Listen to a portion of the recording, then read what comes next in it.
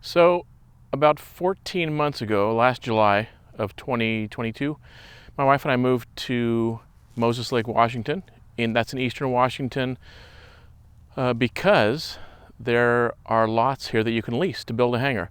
And on the west side, other side of the Cascades, over in the Tacoma, Seattle area, hangars are impossible to get, pretty much. And if you find one, they cost a fortune. And that's even just for a T hangar, like 300 grand plus. Over 300 grand, I would say, for a T hangar. And so we moved over here, and for more than a year now, I've been working towards building a hangar. And it has been a pain in the neck. Partly because I've been learning things, but partly because the city does not make it easy. So what I've gone through is, I'll just try to walk you through it. Initially, I was thinking I'd like to have water and sewer in the hangar, so a bathroom and shower and all that good stuff. But the location where water and sewer is available here at the municipal airport is just next to lots that are leased as commercial leases, and that wouldn't necessarily be a problem. It'd be a little bit of an extra nuisance. I'd need to at least pretend that I'm running a business. But then I actually decided that it'd be more trouble and cost than I wanted to deal with, or that I could deal with, that I could afford. And I also wanted a bigger hangar that I discovered was way more expensive than I would be able to afford. And that was to have a company build a steel post building, where you've got big steel trusses and steel vertical members that go into concrete pilings, and that just ended up being really expensive. So between the water and the sewer and having that kind of a building built for me, it was just going to cost a fortune, way more than I could ever have afforded. So that took a little while to figure those things out. And then I decided to move to a different lot here at the airport, which will not have water and sewer, but the clubhouse does, so I can just go there to use the restroom if I need to. And I also downsized the building and came up with a little bit more realistic size. And the hangar will be 40 by 50. And I'll do as much of the work myself as I can, and I'll get to that in a minute here.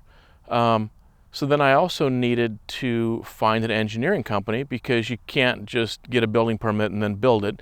You need to have an engineering drawing, which you have to submit to the city, and then they've got to look that over. Fire department's got to look it over. Building department's got to look it over.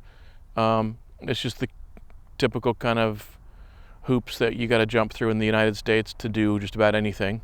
We have a lot of government here, so it's been a little bit of a challenge to meet all the requirements of even what I would have assumed, or what I did assume, would be small local government. So I needed to have a crazy amount of insurance just to build the building. And let me back up just a minute here. So I could have gone a steel pole building, or that's what I shouldn't have said, steel post. Steel pole building is what the estimate that I got was for having another company build it. Then there's wooden pole building, then there's stick built. And what I've decided to do is go stick built. And the reason is wood's reasonably priced now, steel's expensive, and then number two, I can do quite a bit of that work myself. Just dealing with 2x material, cutting, nailing, pretty simple stuff that I can do myself.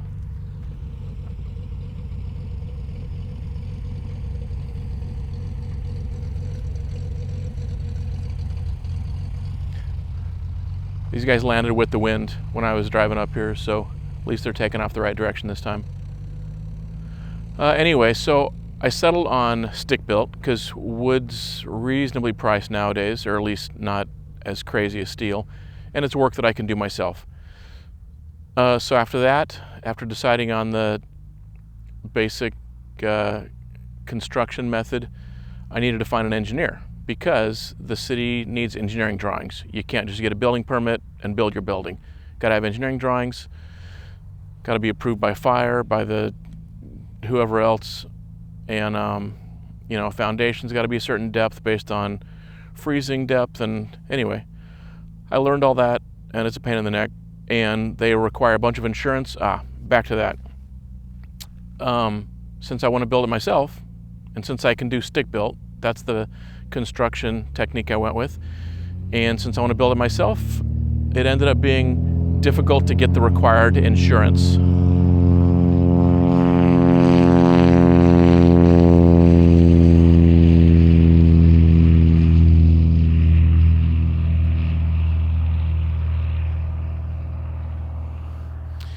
Ended up being difficult to get the required insurance because the requirements, well, you gotta have a bunch of insurance, and I'm not a general contractor, so it was a little trickier to get covered since I'm not, licensed and bonded and all that. Anyway, took probably 6+ weeks just to find someone who would insure me, so that delayed it. All these things have just ended up delaying it. But finally, I got everything the city needed. Got to go through a pre-planning meeting, or at least normally you need a pre-planning meeting. All my stuff was in order, so didn't have to have that meeting. Submitted everything. They said it would be about 2 weeks to get the building permit, but then I didn't have all the insurance requirements met, and they said they never stopped letting my stuff go through the building permit application process, but 2 months later, after I had everything in order, they said it'd still be 2 weeks to get the building permit, even though they had said 2 weeks 2 months earlier. So that's the process. That's where I am in the process now, waiting for a building permit. I was this close to canceling my order for my trusses and asking my wife where she wanted to move, because she doesn't really like it here anyway. But then it looked like everything was going to go through finally. And so I let the truss order continue, and the trusses are going to be delivered tomorrow. And I've got a concrete guy that I think is really good. Hopefully there's an earth moving guy that can get the work done quickly. Then hopefully the concrete guy can squeeze me in. It's getting a little bit late in the season, and I was concerned about that. It's October now. It's going to be getting cold, so hopefully I can get the dirt moved. Well, hopefully I get the permit this week, and then hopefully the dirt guy can move the dirt, and the concrete guy can do the foundation pretty quickly. And then I will plow ahead. I've put together a complete list of the building materials I'm going to need. It's going to be a 40 by 50 hangar. I'm planning on building a hydraulic door. It'll be a 12-foot ceiling. The door will be about 43 feet wide or so. And so that was probably all really boring, but that's where I'm at after learning a bunch, dealing with all the crap of the city. Trusses are coming tomorrow. Hopefully I get the building permit this week, and then hopefully I can get the dirt moved and the foundation poured, which consists of a footing around the perimeter and then the slab poured. And then I'll need to get some steel prepared for the door jambs, because they will get attached to the footing, and the slab will get poured over the bottom of those 4 by 6 inch tubes. So that's the first chunk of construction. After that, I think you're supposed to wait a week for full hardness on the concrete. After that, I'll have the materials, the first batch of materials at least, delivered and stuck out in the middle of the slab, and then I will start building and erecting the walls. I will already have the trusses. They're going to be right in front of me, right where I'm standing here. I've got some 4x4s laid out for the guy to put those on tomorrow, and then I'll cover them in plastic, because it'll be several weeks, I suspect, before I'm ready for those. So that'll be, I guess, phase 3. So phase 1 would be get the dirt moved and get the foundation poured. And then phase 2 would be get the walls built and erected. And then phase 3 would be get the trusses on top of that. And then from there on out, I'll finish putting sheathing on the exterior and on the roof, and then wrap, and then metal siding. And then the last thing that I'll do to get the envelope done would be building the hydraulic door, and then it'll be completely enclosed. Hopefully I can get all that done in the next couple months before the worst of the winter. After that, then I'll do lighting and insulation and sheetrock, and also put a couple mini split units in for heat and air conditioning. So that's the rough sequence of events, and wiring before the insulation and sheetrock. And that is the sequence of events. So don't know how long all that'll take, but if I can get the envelope done within 2 months, boy, that's the end of the year, so it'll be cold by then. But once that's done, then I can work on the interior, the wiring, insulation, sheetrock, and so forth.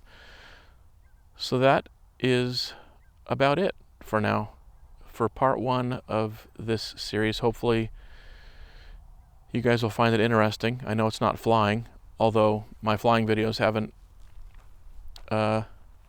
taken the world by storm, so maybe more people will find building a building interesting, hopefully. Anywho, I will shoot some more video tomorrow when the trusses arrive, and then I will go from there. Talk to you guys later. Bye.